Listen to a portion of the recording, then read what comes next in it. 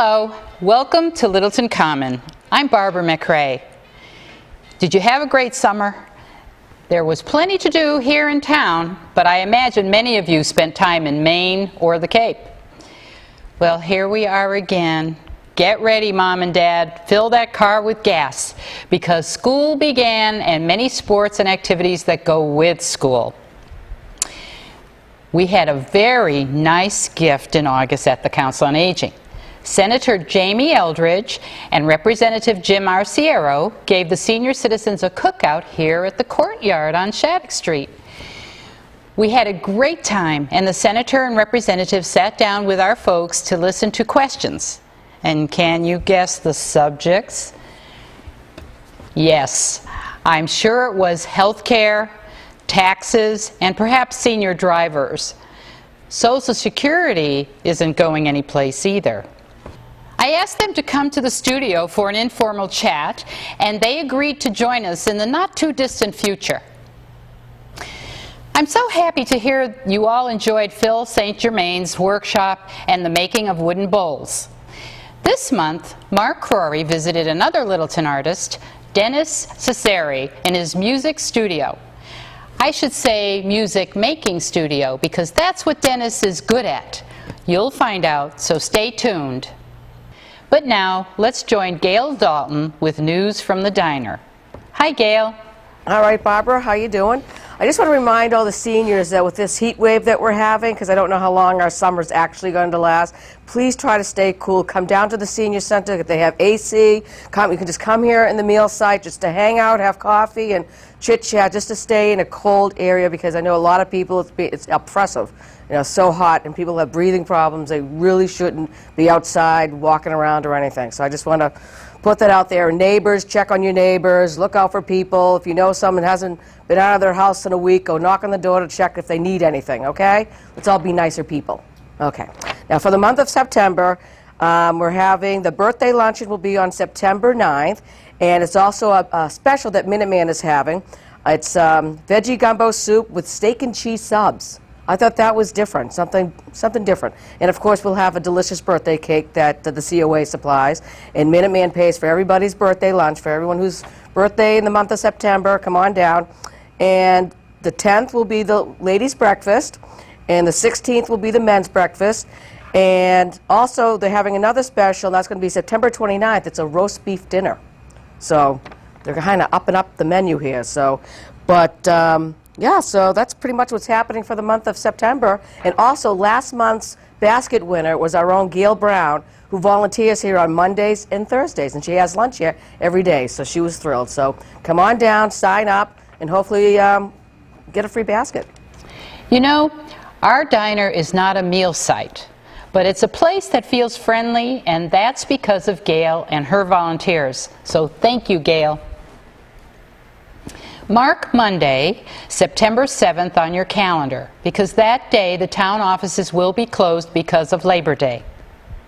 There will be no Meals on Wheels, and the senior diner will not be open, so invite some friends over and have a picnic. We are back to our regular scheduling for line dancing, stretch and flex, exercising, yoga, and computer classes. If you have heard about these classes and are interested, come in and take a peek, and then sign up and join the fun. You will be seeing and hearing a lot of talk about the Littleton Boosters Auction. The committee is working hard to make this a special annual event for our town and to profit the schools and senior citizens. On the show today, Kurt Lanciani and I will fill another basket for the auction. And you'll meet Carolyn Harlow, Susan Walensky, and Pat Nelson, the senior ladies who are artists and donating their work to the cause. But first, here's Kurt with the book basket. You know, I'm beginning to feel like the Easter Bunny here, because we're doing baskets. And this is our second one. And if you remember last month, we did the basket for the gardener. With all the tools, yeah. And this again is for the auction. And you had an idea, and that was that you'd like to do a basket of books. Correct. So here we are. Here we are. Look what we've got. Well, I tell you, Barbara, I take and go to the Scholastic Book Fair in Clinton, Mass., and they have it about 3-4 times a year. And if you are affiliated with a school, you can get some real good buys, and they get books, books, books, books, books. So I get my books there, and I get my books at Building 19 and a half up in Nashua or in Shrewsbury, Mass. So I get a pretty good collection of books, and I have to tell you, I'm very, very partial to the elementary schools. I do a lot of reading in Shaker Lane School, and so the books I have with me in this basket would relate very closely with youngsters in the elementary school. However, there's no reason that if you're really a high school type guy, you couldn't do a basket for the high school kids, because books are always great to have. Well, I'll tell you what, they can do books for my husband too, because Alan reads 2-3 books at a time. Right. He loves books. If he saw a basket full of books, I have a feeling he'd be bidding away on it. So that they're due for all ages if you feel like doing books. Books, yep. And so, Well, let me show you a few that I've got. Once again, these are kids' books, very, very suitable for kindergarten, 1st and 2nd grade, even probably into the 3rd grade. But they're really nice books. They're all brand new books. And I got, here's an old favorite that the kids like, a little teapot. let's see that. And as you're getting books, one thing you want to remember if you're doing a neighborhood basket is, don't worry if you get someone or 2 different people that bring 2 books that are the same. Because the school libraries, if it's a halfway decent book, the kids always like 2 or 3 books that are the same, so they can take and swap them around. Oh, that's a good idea. So here's a few, and you can... Good, we can stick those in here. Whoops, better go this direction. Now, some of these books are just sort of nursery rhyme type of books, or little stories that people have written, and some of them are very educational. The Eagle and the Wrens. It's about eagles and wrens, and the kids would really get into those. Nice. And why does a battery make it go? Well, a battery makes it go because, but you got to read the book, and it's at the age level where the kids can read it and go through it and see the pictures, and most of the kids can read the stories, and it gives them a little education along with their fun of reading. So those are sort of neat.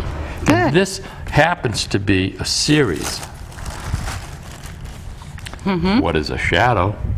That's good. We I might want all to read bring that. a shadow with us. I'm going to want to read this one. In fact, I may want to read them all, especially why does a battery make it go? I'll have to do that. Now, here's a little history for you. This is a world history book, and it's got Mount Rushmore on the front of it. And here's another history book about the pyramids. So these are history books, but still, they're written so that the kids can take and read them and enjoy them. Very good. And This basket is shaping up. this is a set of books that are part of a series. And I got 2 of them, and I probably have got some more at home, because I have a pretty healthy collection of books that I take into the kids. So, but once again, those are the children, you know, they really get into those. Now, Good. Nemo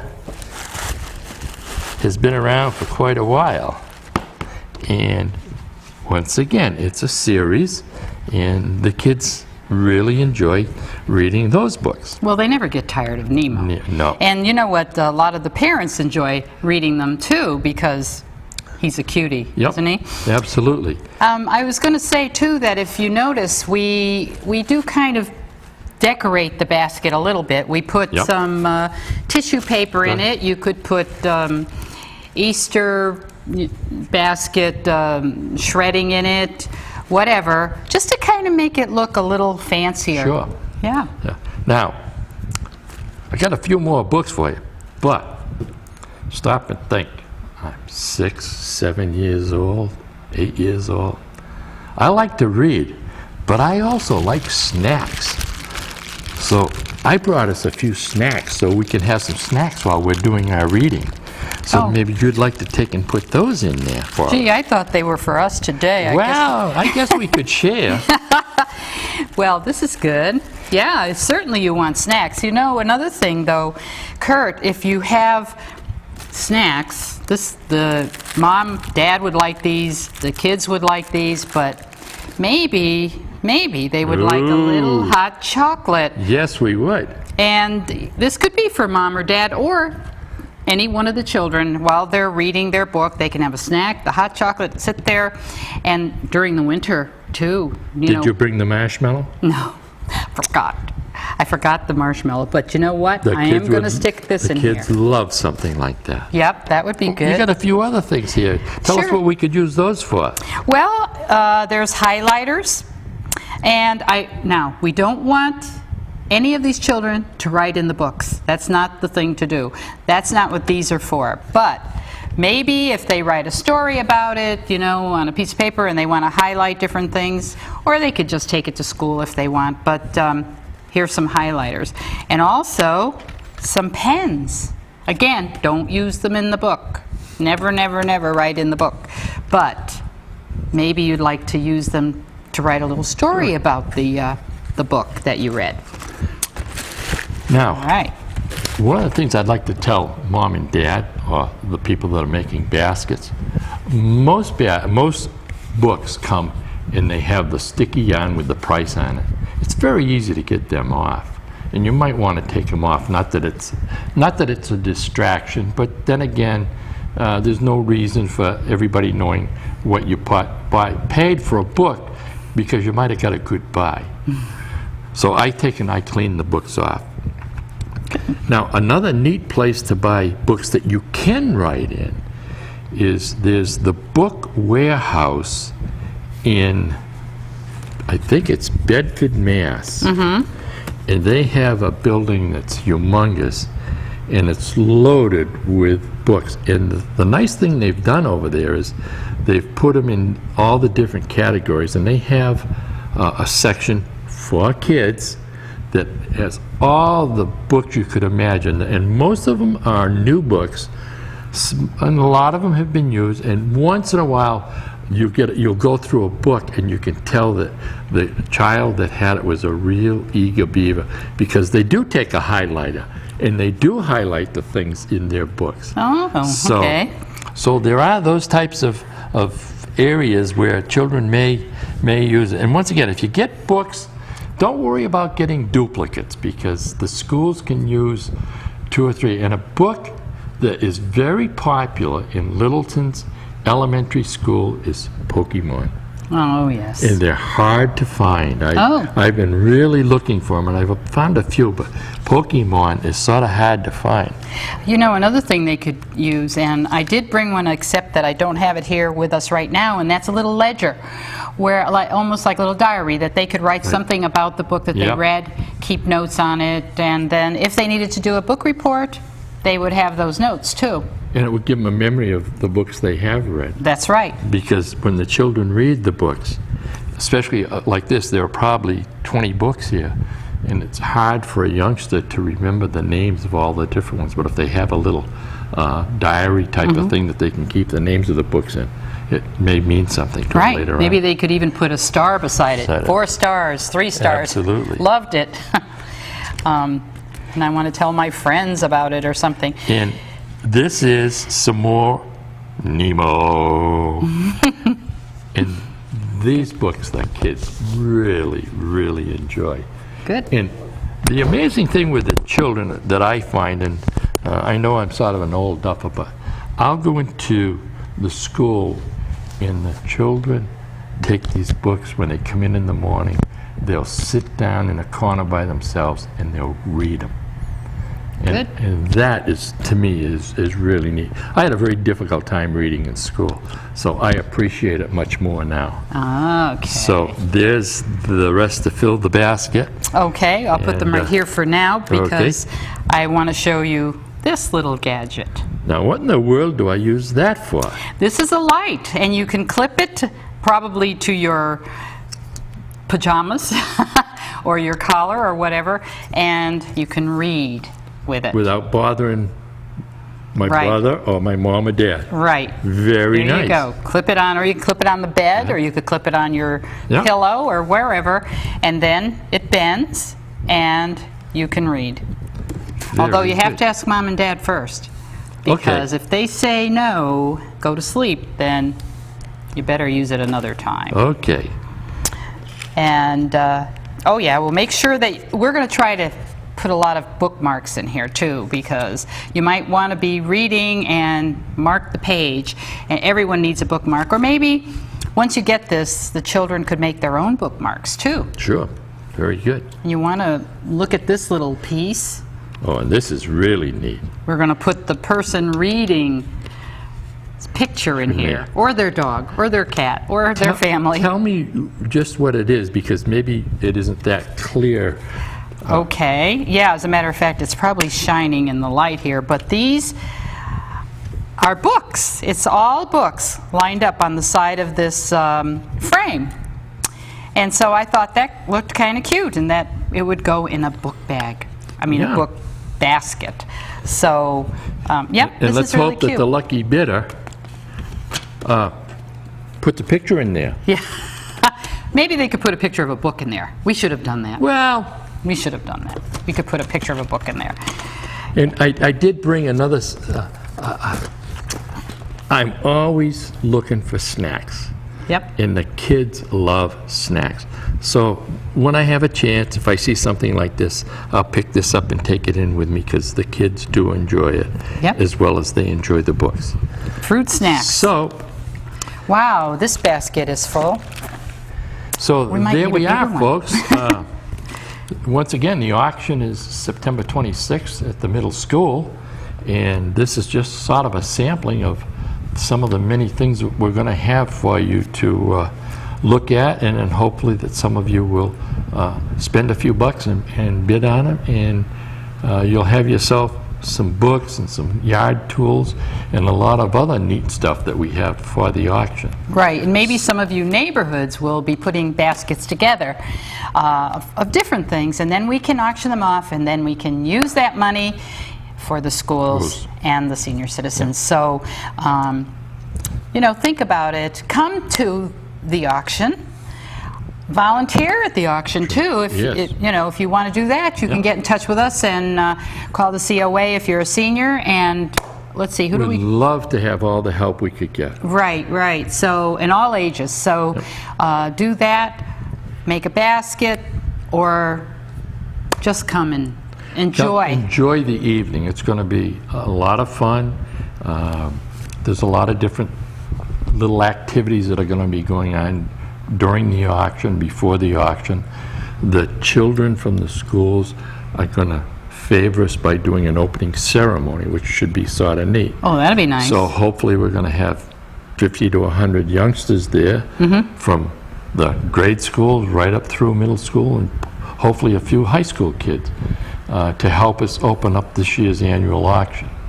And we're looking forward to having a good turnout so that we can raise some funds that will help our senior population and will help our school population. Right. So come on down, September 26th, starts around 4:30, 5 o'clock in the afternoon, and it will go until everything has been sold.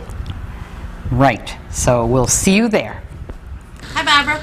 I'm very happy to be here, and I just wanted to give you a little update on what's going on with the Littleton Community Boosters. We have been working diligently for months now, planning our third annual community auction. It will be September 26th from 5 to 10 p.m. and we have all kinds of exciting items for the silent auction and for the live auction. As a matter of fact, just today we received a set of beautiful prints of butterflies that will be part of our auction from the Littleton Long Lake Flashers. And we've received all kinds of wonderful items. We have summer vacations and winter vacations, horseback riding, all kinds of gift certificates. We're really excited. Things are going very, very well. So let's not forget the date. The date is September 26th from 5 to 10 p.m. and it will be at the Littleton Middle School. Thanks so much for inviting me today, Barbara. By the way, Mark informed me that this little light should be hooked on a book, not your PJs. Sorry. I don't read at night. Books and television put me to sleep. So just clip it to your book. On to Carolyn, Susan, and Pat. Pat Nelson was unable to appear on the program, but here is her donation. I have it right here. I want you to see how beautiful this is. And I hope you can, because it really is a gorgeous watercolor. Hi, I'm Carolyn Ricker Harlow. I stress the Ricker because Ricker is what I paint under. I've been painting since I was 10 years old when I took a course at the Museum of Fine Arts. And I went on to graduate from Mass College of Art, Bachelor of Science in Art Teaching. I have taught ages from 3 to 107. It's a great challenge. I love it. And it also helps me in my artwork. I work in different styles, and different artists have affected me. Lautrec, Van Gogh, Cassatt. They've all had an influence in my artwork. And my style kind of goes all around, but I think I'm slowly evolving, finally. I'm donating this picture to the Boosters Art Auction. It's a picture of the park where the swan boats are in Boston in the springtime.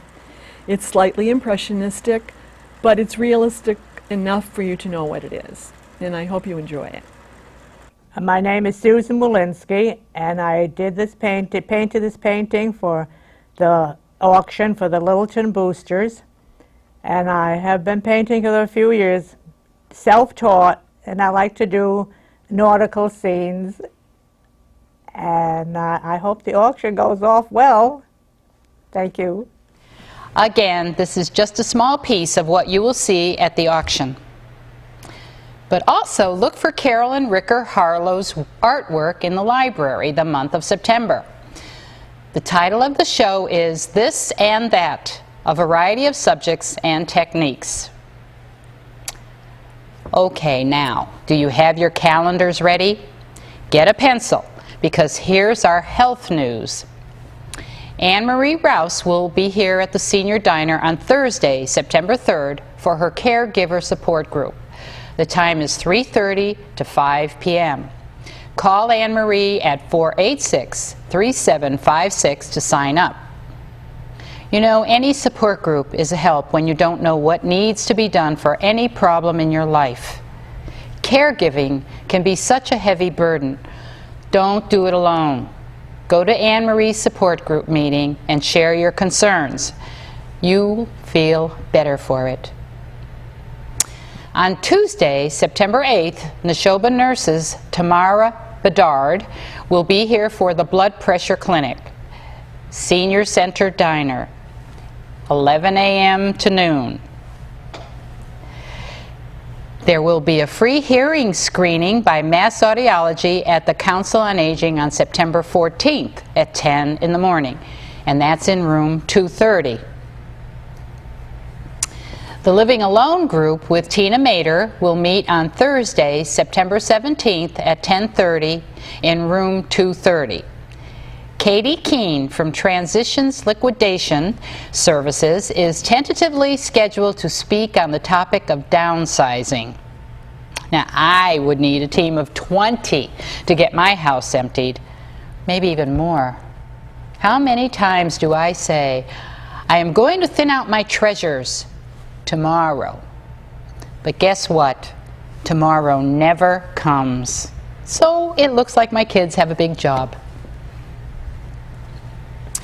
Thursday, September 24th, Neshoba nurses and the COA will have a blood pressure clinic and outreach coffee hour at the Pine Street Community Room, and that will be at 9 a.m. to 10 a.m. The podiatry clinic is on Tuesday, September 28th, and that's 8:30, 8:40. I guess she's a little later than, usual time, so it's 8:40 to 10 a.m., and the cost is $25 per person. Remember, for all of the above, except for Anne Marie Rouse's support group, she has a number of her own, but for all the above, call the Council on Aging office at 952-2362 to make a reservation. The Council on Aging will be sponsoring a weekly wellness program this fall. I guess there's going to be some speakers and different clinics going on, but also they're going to have blood pressure clinics. So if you are interested in volunteering for this blood pressure clinic, please call Louise Curley at 486-4416. In case you didn't know, the Hygiene Clinic of Middlesex Community College is available from September to April for cleaning your teeth. Seniors 60 and over pay $15 for this service. You know, that's a great price when you think about dentist bills, so take advantage of this offer and call 978-656-3250 and make an appointment. And remember to call the Council on Aging van service in advance to get you to these appointments. And that number again is 952-2362. Put that on your calendar so that you know what it is. How about some fun and cultural activities? Here's Evan Theoblakis with just that at Indian Hill Music Center. Thanks, Barbara. It's Evan Thea over at Indian Hill, and it's great to be back in the swing of things again as fall is coming upon us. And there's lots going on here that we'd like you to know about. Here are some of the highlights. September 12th, our annual open house here at Indian Hill from 10 to 1, and you can come down at 36 King Street and see what we're all about. If you haven't been here before, or if you're a regular, you can hear some student performances, you can learn about all of our programs, maybe talk to some faculty, we'll have some instrument demonstrations, you can try instruments. It's a great day to come and learn what Indian Hill music is all about. And you can sign up for classes and lessons as well that day. And to find out more, it's 486-9524 or indianhillmusic.org. The evening before the open house, we have our first Pajama Jam of the season. This is a family event for young families to come on Friday, September 11 at 6:30. It's an hour event, a musical story hour is what we call it. So you can come down and sing, dance, and again, play some instruments and learn pretty much what our early childhood programs are about. So that's the Pajama Jam on the September 11th. Box lunch resumes again this month, September, on Thursday the 17th at noon. And we've got cellist Arkady Beletsky, who will be performing some great classical and romantic pieces for you. And that's a free concert, the box lunch, on September 17th at noon. The orchestra season will be starting up in October, but if you want to learn more about Orchestra of Indian Hill, come to our Perfect Pairings event on Friday, September 25th at 7 p.m. And this is a reservation-only event, advance reservations. $25 will get you a ticket to Perfect Pairings, where conductor Bruce Hangen will be talking about the pieces coming up in the orchestra season, and we'll be pairing those pieces with food and wines that go along with the themes of the music. So it's a really unusual event, Perfect Pairings. So learn more about that at indianhillmusic.org, okay? And in the gallery here at Indian Hill, we have our art exhibit by Chelmsford artist Anne Christensen, and it's called Spirit of Place. So there'll be a selection of oil paintings by this artist, and that's free, and every time we're open here you can come down and take a look at that exhibit. And this is the time to sign up for music lessons and classes. And one more thing, Barbara, I want people to know, we've got some jazz evenings going on at Fruitlands Museum. We've teamed up with Fruitlands, and we've got 3 evenings of jazz, 2 of them in September. September 16th, which is a Wednesday, at 5:30 p.m., and then September 30th at 5:30.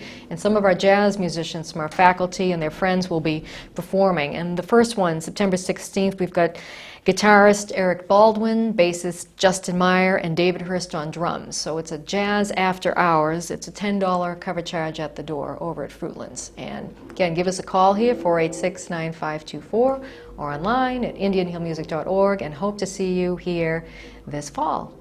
Still to come, word from Lynn Lyford at Prouty Woods. But first, some senior trips. The Explorers Club will be going to Fruitlands on September 27th. This time, you're going to carpool. The cost for admission to Fruitlands is $10, or half price for groups. You will tour the grounds and buildings and have lunch at Fruitlands. You'll leave Shattuck Street at 11 a.m., returning at 2:30, 3 o'clock maybe. But no matter how many times you have been to Fruitlands, this is the time of year. The scenery should be beautiful. So go again and just enjoy the company of your fellow explorers. Call Barbara Cam at 486-4360. September 23rd, there's a trip to the Cape Cod train ride. The ride itself is 2 hours, and then you'll visit the Cape Cod Potato Chip Factory, and you'll have lunch at Country Buffet, and of course, not to miss, the Cape's Christmas Tree Factory. Sounds like a plan to me. The cost is $58 per person, so save your pennies and go. October 15th, it's time for the New Hampshire and Vermont Foliage Tour. The cost is $80 per person. You have lunch at Jesse's Steakhouse and a visit to the King Arthur Flour Mill and Bakery. For reservations, call the Council on Aging office at 952-2362. That should be in there because that's the number to always call. The Senior Citizens Club will hold their first meeting of the year on Monday, September 24th at 1:30 p.m.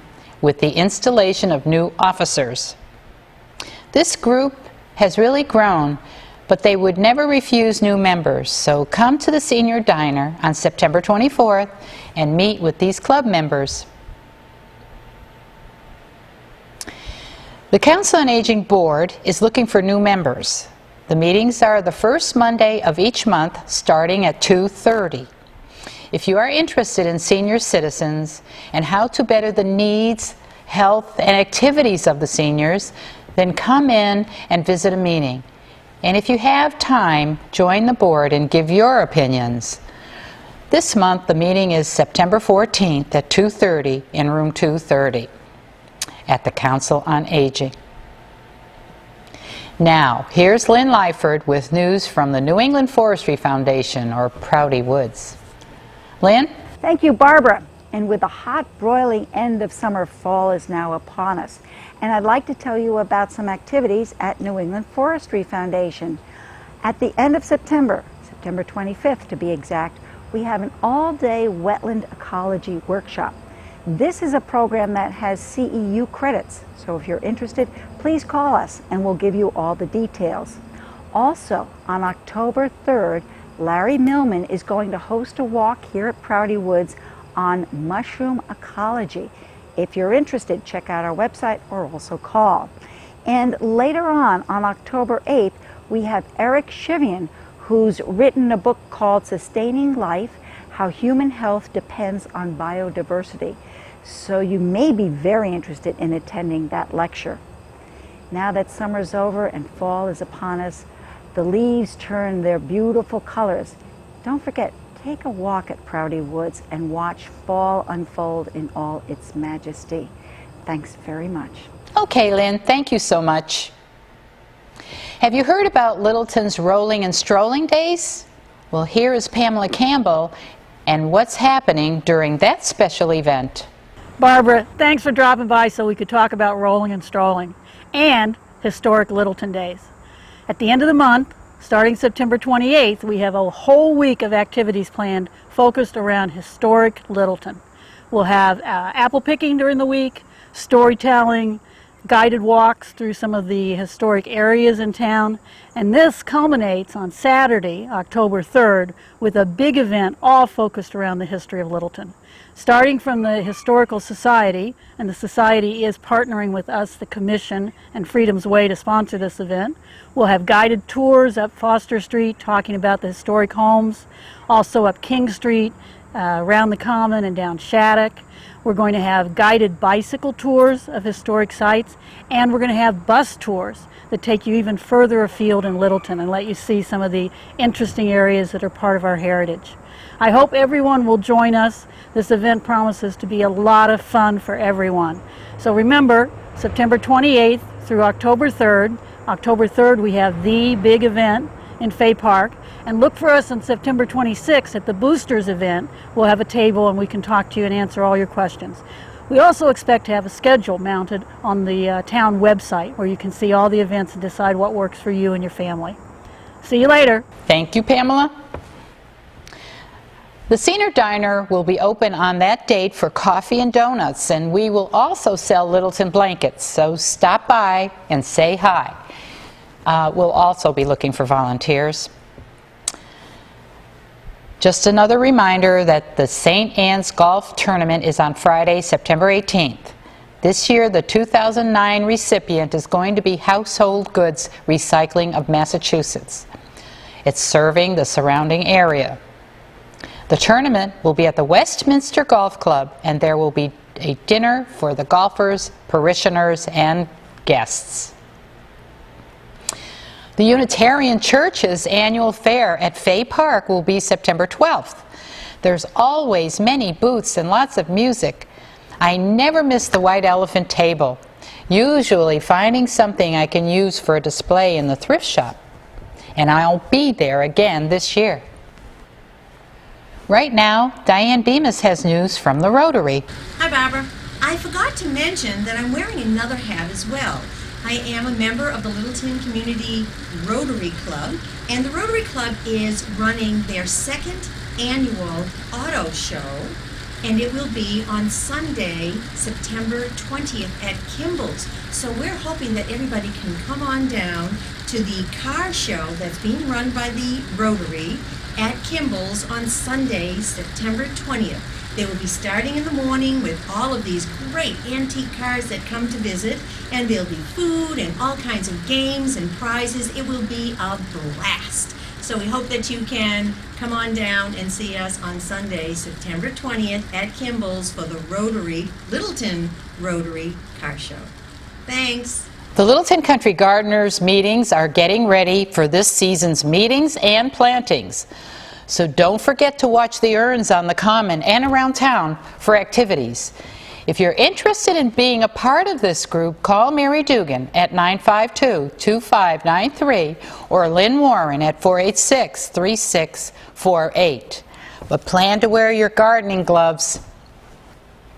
Now, thrift shop news. The big $3 a bag sale is starting on August 31st. This sale will be over on September 25th, so come in early and fill your bags. We will even supply the bags. The racks and shelves are filled weekly with new items, if donations are coming in during that time. Our shop is supporting activities and programs for the senior citizens here at the Council on Aging. So please be generous and buy it all. The winter clothes will be out after the sale, and boy, do we have a beautiful collection. So come back again and again. I do want to say one thing about the sale. It was advertised that the sale was going to start a little later than August 31st, but we decided to start earlier. So if you see an advertisement that says it's later, just pass the word on that it actually is starting earlier.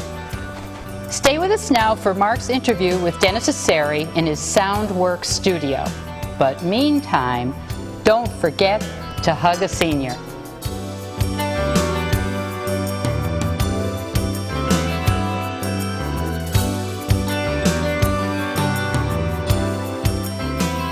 Thanks, Barbara. Well, today is my privilege to talk to Dennis Cecere, a Littleton resident and also a Berklee professor at the Berklee School of Music in Boston. And today we're going to talk about music and the studio that he has in his home, and I guess it's all things music. So Dennis, welcome to Littleton Common. Thank you. Tell me, first of all, how long have you been at Berklee? 35 years. 35 years. And what do you teach specifically there? I teach Hammond B3. I teach keyboards for non-keyboard players, and I teach production for songwriters, and also ensembles. A little of everything. Ah, excellent. Now, tell me about a little bit about the studio that you have here. Is this a labor of love for you, or how did you think that I want a studio in my home? Well, I did a lot of producing. I worked for record companies back in the 80s and 90s, and I learned to produce working for them, and then started doing my own productions way back in the mid-70s. So you did some work in some local studios, and so you kind of got a flavor for what the studio life was like. And then when did you start to ensemble all these pieces of equipment that you have? Because you certainly have an eclectic ensemble of equipment here, from old to new. Yeah. Started out probably about 15, 16 years ago. I started building, actually before that, before I lived in this place. I had started by doing a little bit of work for digital and producers from digital. Remember them? They used to be around here. There's 7 buildings in Littleton that still stand because of them. Yeah. And I did mostly music for industrial film. And I was doing that, and I think I started, my first production was on a little 4-track cassette player. I think I have one of those too. Yeah, I don't think I have mine anymore. But it's we started out just doing, a couple of tracks bouncing, and a couple of more bouncing, and then I bought another piece of equipment, and I bought another piece of equipment, and I can honestly say that every piece of equipment I bought was through clients. I've been very, very fortunate. Didn't have to go out and get loans. Didn't have to say, please lend me some money. Now, I was a bit surprised to see the amount of equipment here, because it seems like these days with digital technology and computers that it's replaced all the stuff that you used to have a piece of equipment for all that. I mean, now they have all the add-ins and things for computers. I mean, for instance, you got a whole rack of like different reverb effects and things. Is that just because you can't get that sound out of those digital models? Well, you can, but there's some things here you really can't get as well. But the newer stuff that's coming out now, I could probably, other than the power amps in here, throw that rack out. Okay. I probably could. I could probably get rid of this board. Get rid of this patch bay that I wired that's 300 and something cables underneath. But I don't like that sound. Right. I really don't. I'm an old, give me a razor blade and a tape, and I'm at home. And I really don't like total direct-to-disc. To me, it sounds plastic, and I can tell the difference. It bothers me. So I'd rather have something. That's why I have an analog board. This could be a digital board without any issue, but the digital board then is everything's digital. Right. And personally, give me a little bit of warmth, And it's interesting you said that you teach Hammond B3 at Berklee, because tell us about that, because you play Hammond B3 obviously, I do. and you have played with many famous names, right? Throughout. When did you start getting into that? That started maybe 5, 6 years ago, actually, very late in my career, where I got an opportunity to go on the road with a rhythm section that just flew everywhere and played these oldies and doo-wop concerts throughout the United States. And we've been everywhere from Reno, down to Mississippi, down to New Mexico, back, and everywhere in between. And some of the names that you've played with, I'm sure our viewers would recognize. Well, Frida Payne is one.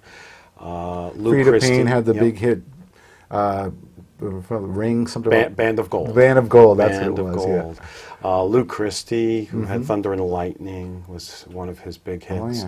I worked and was the musical director for the Shangri-Las for a while, which they had the big Harley hit. Right, the leader of the pack. The leader of the That's pack, right. That's right. Right. And that's just a few, it's over 50. Right. Tommy Rowe, it just goes on and on. Right. So. Well, that's great because you know, I'm sure everyone remembers those hits, you know, from mine and your generation that kind of grew up with those things, and just to be able to play with some of these people that you were listening to on the radio growing up must be kind of a hoot.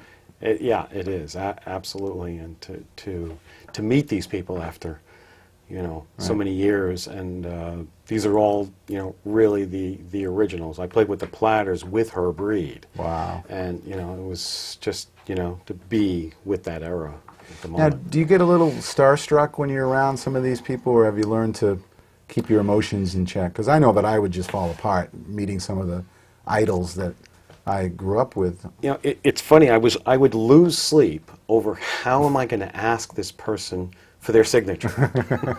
It would be like, it's, you know, this person growing up to me was like, you know, they were big hits, and they were big hits in their own right, and I was like, gee, I just want to ask them, do you mind signing an autograph?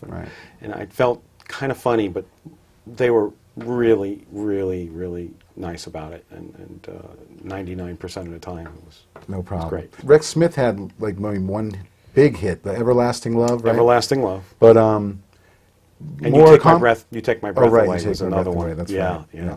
Now you also wrote a something with him, like some sort of. We actually have it over here. I'll grab it. This is A Night at the Rock Symphony, featuring vocalist actor Rex Smith, and this is all music orchestrated and arranged by you. Yeah. Tell us how this came about, because this very interesting thing. Well, while on the road with Rex, we got talking, and he says, you know, I really want to go on the road and do work with symphonies. I want to go from symphony to symphony and tour, but I have to have the music for it. So we talked about it, and I said, well, let me see what I can do. I went to Berkeley, and they were kind enough to say, oh, you really want to write something like this, we'll give you a sabbatical and let you do that. And they gave me a semester off, and although it took 3 semesters to write, it's an hour and 10-minute show for Rex, and hopefully we will get the opportunity to perform it. Now, how many instruments do you play? I'm not sure. 4 or 5, I guess. Well, we know you play piano and Play all piano, things piano. Organ, right? All things Right. piano. I'm more of a keyboard player, and I'm more comfortable playing behind multi-keys. When I worked with Ayla Brown from American Idol, I needed 4 keyboards to perform all the work for her to reproduce what was on her album. It was a lot of work, and they had a piano player, of course, who was, you know, this really good-looking 18-year-old kid who was up front with Ayla, and I'm the old guy in the back playing all the parts. But that's okay. That's what I like to do. And I had 4 keyboards actually on that gig, and I'm very comfortable with 3, 4 keyboards. That's my forte. Now, do you play guitar? I don't. Or no bass or bass? electric? I play upright bass. Oh, upright bass. Yeah, Okay. I play upright bass. Never Drums? transitioned to the. Yes, I play drums. I play vibes. Okay. Because I notice in this sheet music, it lists, you know, all the lines for the whole orchestra, and then you get the violin parts and all that. Now, when I'm doing music sometimes and I'm adding violins and stuff, I'm playing with my fingers the violin parts, or the saxophone parts. Is that how you compose those parts too, in a way? No. Okay. I'm a paper guy. I came from old school. I went to Berkeley in the 60s, and I learned on paper. And I compose on paper what I hear in my head, and then I proof it with the instruments. I don't compose from keyboard. Although I find I write better if I write on paper first, rather than writing on the key. I play like, I'll play it like I'm playing live more than I'm trying to create an image. I think that's the difference for me. You mentioned too about scoring for film or video, whichever. But so that is something you like to do as well, right? Something I'd really like to get back into. I did a few things. There was a sitcom that I wrote for called On the Air, going way back, a long time ago. And it ran for quite a long time, and I did the original theme for it, and I did a whole bunch of the bumpers, and it was so much fun. I loved doing it. Wow. I sort of stepped out of that. The producer I was working with moved away. And I'd like to get back into that. Absolutely. I like to write for TV, film, various things. And I've set this studio up to do that. Yeah. Where I've purchased all the right software to make it happen. I may be doing some work in the near future, doing a musical cur. Well, tell us about that a little bit. Well, a musical cur is pieces of music put together for riding horses. They do this in the Olympics. Oh, I see what you mean, yeah. Right.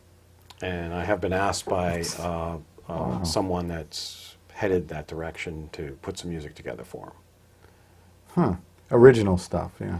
It would be a combination of some classical things that are already there. Maybe, well, actually, he's talking on the rock end. So we may take some things that are there and do transitions of original stuff into it. What he'll do is give me the video of him on the horse and the movements that they're going to do, and then I will create to those movements. Yeah, that's fun. Now, I know I'm jumping around a little bit, things just pop into my head as I talk to you, but now you're originally from New York, right? And you grew up in Brooklyn? Brooklyn, Long Island. That area? Yeah, okay. Yeah. And you had a bit of a brush early in your life with, I guess, entertainment and especially in the music industry. Tell us a little bit about that, your experience from an early age. Very fortunate. My dad was a musician. I think just about everybody in my family played something. Wow. Even my grandfather played spoons. And he was good. Yeah, that's talent. Everyone played an instrument. And we had some family that knew people, and I was fortunate enough to meet people like Tony Bennett, who was a big influence on me. He sang at my uncle's wedding, and when I went there and I played my accordion for him, I decided at that time, I don't remember how old I was, it was younger than 8, I remember that, and I decided at that time what I want to do is perform for singers. Wow. Never wanted to be a star, just wanted to be the guy in the back playing for the singers. I've been very fortunate. I've been doing that my whole life. Wow. You know? That's great. Yeah. Now, so you actually grew up in New York and then moved to Berkeley and went to school there. And never went back. And never went back. Right. And you've made Massachusetts or this area your home. I did. Came up here to go to school. Ended up settling here. I mean, I went home in between in semesters and summers and things like that. But by the time I was just about complete with school, my senior year, I moved up permanently and moved to Acton, as a matter of fact. Well, we're certainly glad that you decided to stick around New England area, you know. And when did you meet your wife? Well, I met her in 1981, and it was at Berkeley. She was a student of mine, and rather different type of student. She had already gone to a couple of other colleges and had degrees in jazz composition and in equine studies. So, although I didn't know about the equine studies when I met her at Berkeley, she got into one of my courses that generally only juniors and seniors get into. And she was, as Berkeley would put it, still a freshman. It was her first year there, and I was very surprised because, and then I heard her sing, and I was like, wow. Now, Berkeley rates their singers from 1 to 8. She was a 7 when she came to school. Wow. And she sang jazz, and she was just phenomenal. And I think I fell in love with her voice first. And actually, there was, she was just my student, and then I asked her, and I had a production company, and I said, hey, we really should do some recording. And I worked with her for quite a long time as her manager and producer. You have 2 children, correct? I have 2 and 1 from a previous marriage. We'll start with my oldest. Okay. He's out in California. Great guy, Heath. He's an animator. Oh, And it's a place to be, I guess, if you're going to be an animator. Yep. And most recently, he worked for Activision. And he worked on the Spider-Man game for Xbox and things like that. Yes. And he directed some of that stuff. So he's a great guy. My next in line is Kimberly, and she is going to be 16 in a few days. Okay, that's a yeah, challenge. that's scary enough right there. But she is quite the equestrian. Oh, Right now, she's 13th in the United States in her division. wow. And she's going back out in a higher division in September, back to Illinois to compete again. And she competes all year round. And that's she's quite. And her instructor is my wife, who's been in horses her whole life. She's quite the trainer. Does she go to Littleton schools, or? Yep. She does. Kimberly's at the high school. So see that, folks, right here in Littleton, as Barbara always likes to say, you don't have to go elsewhere. You don't have to go to Acton to find these things. We have champion caliber people right here in Littleton. Absolutely. That's right. Absolutely. And my little guy, he's 10, going on 11, but I think he's wants to be 18 tomorrow. He's a great hockey player. He plays for PhD, which is up in Dracut. It's a AAA team, and they've been skating all summer, and I just came back from the rink to do this interview. I'd like to hear, and let some of our viewers hear, a little bit of some of you playing. Now, you have a model right behind you here that's a very nice Roland, right? This is the RD700 GX. Give me a sample of some of like the movie synth sounds or the string Sure. sounds, the nice warm strings that you would use for a movie production.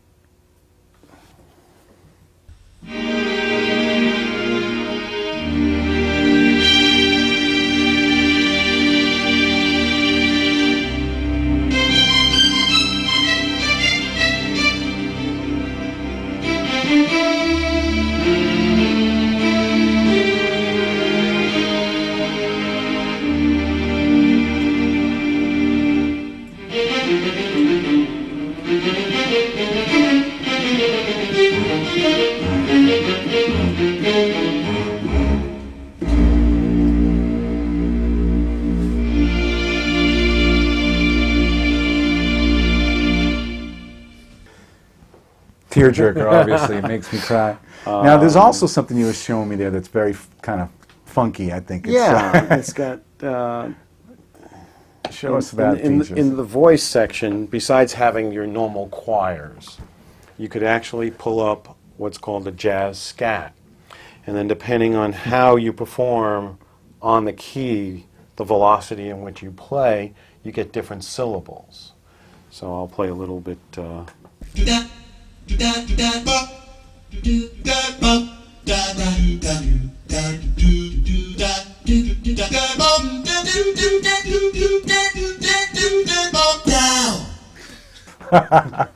That's great. I think that is awesome. Dennis, I want to thank you for taking the time out today just to give us a little insight on your life, your career. Your studio here is kind of neat, little place to play around. And thank you for being on Littleton Common. My pleasure. All right. Thank you. And Barbara, I guess we'll go back to you for a little wrap-up in the studio. Thank you, Mark, and thank you, Dennis, for letting us enjoy your studio. Thanks again for watching Littleton Common, and I hope to see you next month. It's a great challenge to teach art to somebody who says, I can't draw with a ruler.